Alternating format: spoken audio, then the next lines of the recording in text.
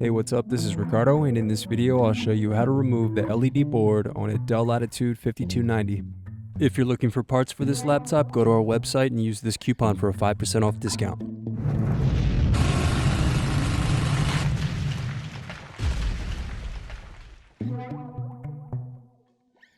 First, remove screws to loosen and then pry apart bottom base.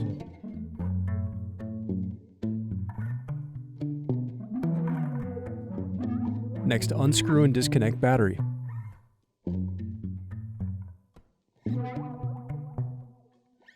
Now unscrew and remove bracket. Then disconnect antenna cables and remove wireless card. Now unscrew and remove solid-state drive.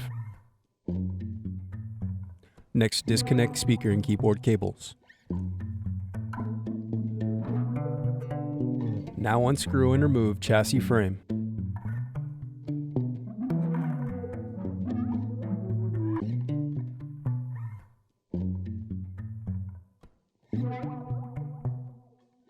Now unscrew and disconnect LED board.